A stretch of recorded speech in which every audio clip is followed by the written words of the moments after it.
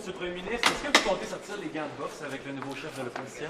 J'espère bien que l'opposition officielle va appuyer nos mesures pour aider les Canadiens, que ce soit d'augmenter le crédit de la TPS, que ce soit d'aider avec les soins dentaires pour les familles vulnérables et aussi des mesures pour aider les locataires. On a du travail à faire dans cette chambre et on est là pour ça. Listen, I'm very hopeful that the Conservatives are going to support the measures that we're targeting to help Canadians who are struggling, whether it's support for low-income families with extra dental care for kids, whether it's moving forward with extra help for renters, or moving forward with the GST tax credit that's going to help millions of Canadian families. There's work to do, and that's what I'm focused on. À quel ton vous attendez?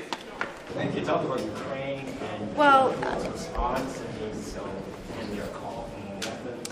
Certainly what we are seeing from Russia is an unnecessary and unwarranted escalation, and we are very concerned. We will continue to stand shoulder to shoulder with Ukraine in the short and the long term. We've already provided more than $600 million of military aid, and I'm in constant contact with my colleague, Minister Resnikov from Ukraine, in terms of the future needs of Ukraine from a military standpoint, and will continue to be there for Ukraine, as I said, in defense of its solidarity and its sovereignty, as well as the international rules-based order. Let's call on to have reservists come more to, basically, do you see that as a crack of desperation? Do you see that as something to be worried about? How do you see that? Well, the reservists and the call-up of the reservists, as well as the referendums, in my view, are concerning, and they represent an unnecessary and unwarranted escalation at a time when all countries should be striving to end the conflict for the peace and stability of the world that existed February 24th under the international rules-based order. And so I do see that as an unnecessary escalation, and indeed requires us to continue to be united as Western countries, as members of NATO, and we will continue to work hand in hand with our allies and with NATO in defense of the international rules-based order and Ukraine's sovereignty.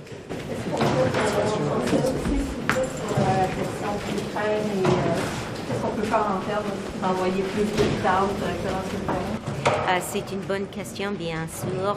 J'ai beaucoup de discussions avec mon homologue là, le ministre Resnikov, et nous discutons la situation en Ukraine et l'aide militaire dont l'Ukraine a besoin. Donc ces discussions continuent, et bien sûr nous sommes là pour l'Ukraine avec l'aide militaire dans le court et long terme. Merci beaucoup. Maybe one more question? Sorry, Mr. Minister. Are you going to grant Ukraine's request for more armored vehicles, more artillery? As you know, we recently committed to 39 armored vehicles, which are en route to Ukraine, and we also sent over cameras for drones, and we've been there with over $600 million worth of military aid for Ukraine.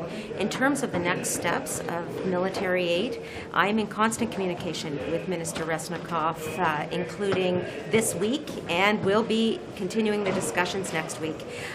It would be imprudent for me to provide more information prior to finalizing the situation and the discussions we're having with Ukraine. Just one quick supplementary, though. Does the Canadian military have an overall system where it can inventory what equipment it has, what equipment may be surplus? Is there a master list? We know what inventory we have, for sure. Thank you. It's been a good couple of days for you in the polls. Your numbers have been up, taking away support from the low vote. But we've seen this before. A lot of those voters end up getting scared and went back to voters. What's your playbook to make sure they stay with it? What we want Canadians to know, and what we've been letting Canadians know from the beginning of the pandemic, throughout the cost of living crisis, and right now, is that we are going to fight for you.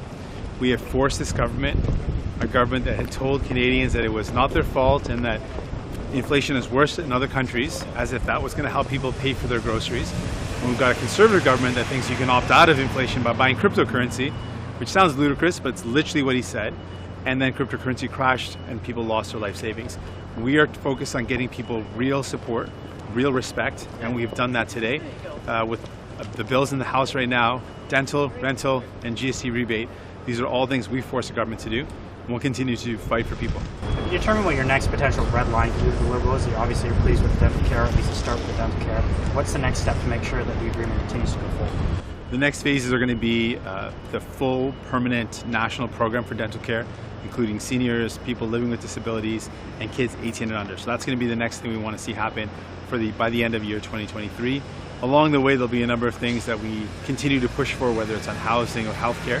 But we've got clear limits placed in with what we force this government to do. We've got that written on paper, so we'll make sure that they follow through with what we force them to agree to. M. Singh, l'arrivée de M. Poilievre, est-ce que ça change la dynamique, selon vous, dans la joute politique à la Chambre des communes?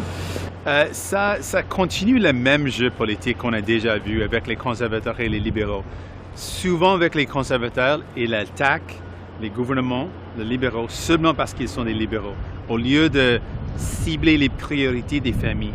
Et nous, les néo-démocrates, notre différence, c'est vraiment qu'on cible les besoins des gens et on livre la marchandise. Et on a la preuve avec les projets de loi devant la Chambre des communes maintenant. Ce sont les 3 éléments qu'on a forcé le gouvernement de faire. Un gouvernement qui a dit que ce n'est pas notre faute, c'est pire dans les autres pays, et une partie conservateur qui a dit qu'on peut acheter les cryptocurrencies pour éviter l'inflation. Donc, on a vraiment montré la solution. Il y a beaucoup d'attention, d'emphase qui est mise, en tout cas aujourd'hui, sur le duel à venir entre M. Trudeau et M. Poilievre. Est-ce que ça risque de peut-être vous nuire ou vous mettre un peu à l'écart? Non, pas du tout, parce qu'on est là dans cette bataille pour montrer qu'il y a une autre option. Une option qui cible les gens, une option qui force le gouvernement de faire des choses concrètement pour améliorer leur vie. Au lieu de la vieille bataille entre les libéraux et les conservateurs, on a une autre option qui a déjà montré, nous les néo-démocrates, ont déjà montré comment on vraiment aide les gens et livre le respect pour les gens. Pensez pouvoir vous démarquer avec ça? Oui, on va continuer de démarquer comme ça. Cette question sur Mary Steele qui se présente pour le NPD en Ontario, qu'est-ce que vous pensez là, de l'allure de votre ancien parti au provincial? Comment vous voyez ça avec le gouvernement Trudeau? Comment vous voyez ça? On pense qu'on a un appui qui est déjà là et une fondation forte en Ontario avec une grande opposition. Notre opposition officielle en Ontario est toujours une grande opposition, un grand nombre de députés provinciaux. Et avec la course à la chefferie qui s'en vient, on va avoir des bons candidats et candidates. Je connais Mary Stiles tellement bien. Elle était l'ancienne présidente de notre parti fédéral. Je sais qu'elle va être une forte candidate. Et on va avoir des autres aussi. Notre mouvement en Ontario va être très fort. Est-ce que vous allez peut-être appuyer une candidate ou un candidat dans cette chefferie-là? Non, je vais laisser la section Ontario pour gérer les affaires d'Ontario et j'ai hâte de travailler ensemble avec la prochaine chef du parti. Merci, thank you. Au Québec, oui. La limite approche, 30 septembre. Ça vous inquiète?